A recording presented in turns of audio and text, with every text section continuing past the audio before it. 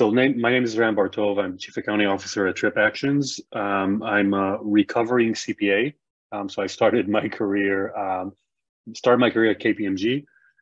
Spent a few years over there, and then started managing accounting teams in mostly in tech companies. Last companies that I've been at is obviously Trip Actions. I've been here almost 3 years now. Prior to that, I was at Snowflake and Talent. So all three of them are fast growing companies here in the Bay Area and in the tech area. And my focus has always been, I know we're going to dig into that deeper a bit, but always focused on building teams or scaling accounting organizations. I mean, I was fortunate to be along for the ride for some of those. So my group manages the core accounting functionality, preparing the books and all that fun stuff, but also managing procurement, payroll, underwriting at risk, because one of our products is an expense management solution that has a credit card attached to it. So credit underwriting at risk is a big thing. And happy to be here and have this conversation, Gary. Well, appreciate you being here. We've done a few of these sessions with Trip Actions over the last couple of years with peers of Rich's at other baseball teams around the country. And, Rich, appreciate you sharing your time with us as well to make this conversation possible. So love to have you say a few words of welcome, introduce yourself, a little bit about your background, and then we'll jump in. Sure. I'll probably spend a few more words on intro than you imagine, but appreciate meeting everybody this way. Would have loved to have done something in person with everybody, but my name is Rich Dorfer. I will give you a little background as to how I got here, because it's a peculiar story, really. It goes to the thing that I often say is what little things can make a huge difference in either your career or your life journey, and this was one of them for me. I grew up in Northeast Ohio. I grew up about an hour south of Cleveland in a really small town. Big family, have a bunch of siblings, have a bazillion nieces and nephews, and grew up actually in a farm with my father, who was actually a carpenter and a farmer. And so pretty unusual, maybe family growing up, and ended up at John Carroll, which is in Northeast Ohio. Went for my accounting degree and ended up at PricewaterhouseCoopers.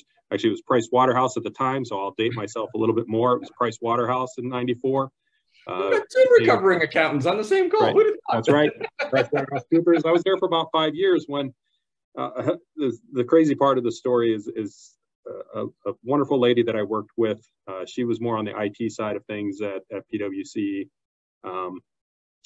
She had cut out an advertisement in the Cleveland Plain Dealer for the role that I ended up interviewing for. She had cut it out of the paper, so she had the little snippet from the Cleveland Plain Dealer classified ads or job opportunity section. And she called me to her office late one night, and she said, "I wanted to give you something because when I read this, I thought of you immediately." And I remember looking at it thinking, okay, I have no interest in leaving PwC. I enjoy everybody that I work with. I'm not applying to some role at the Cleveland Indians. And she goes, "Listen, just do me a favor. Just send in whatever resume you've got and just humor me a little bit." Needless to say, I started getting in contact with the Indians at the time. And one thing led to another. 5 months later, I found myself working at the Cleveland Indians, which I did not expect, but truly made my mother super happy, because she's one of the biggest Indians fans and still talked about Bob Feller and Bob Lemon. And I think she was more proud of my switch from PwC than I was at the time. I'll never forget. I love it. I'll never forget my boss telling me I was his second choice for this role. So maybe second isn't always a bad thing, but no, seriously, when I first started here, we were a publicly traded company on NASDAQ, and many might not know that, but a portion of the company was essentially publicly traded at the time. And within 1 week of starting, they announced that the club was for sale. And they were going to bring in a new owner. And it wasn't hard to connect the dots and say, we are not going to be a publicly traded company within a year.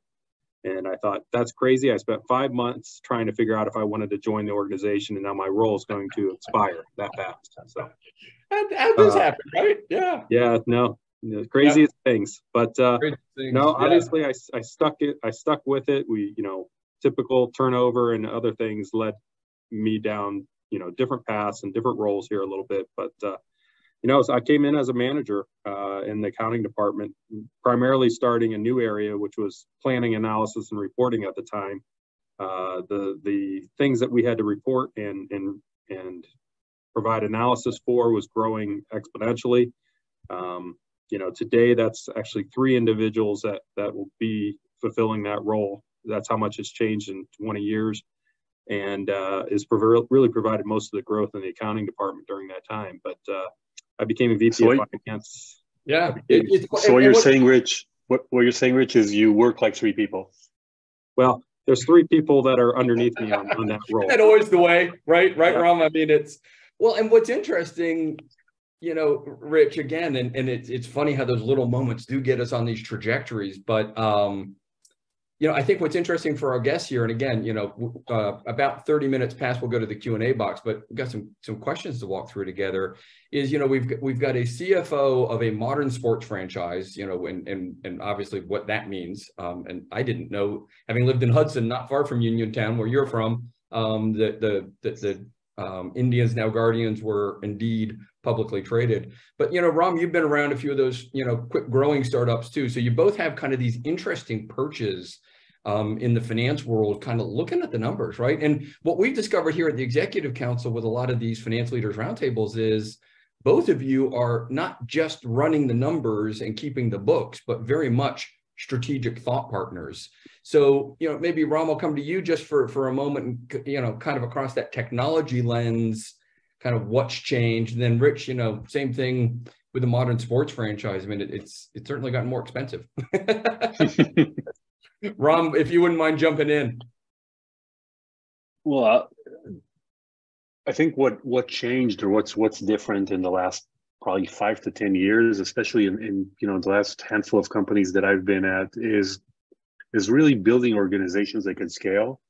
And if you think 10 years ago, what's an organization that could scale? It's an organization that can hire fast enough. And I think we really shifted to stop thinking about, if our revenue is going to double next year, that means I can double my accounting team. That's if I felt like that, I wouldn't have a job tomorrow. It's how do you hire the right people? How do you sometimes even shift or transition to different people, because everybody has a different skill set, or sometimes a different life cycle of a company.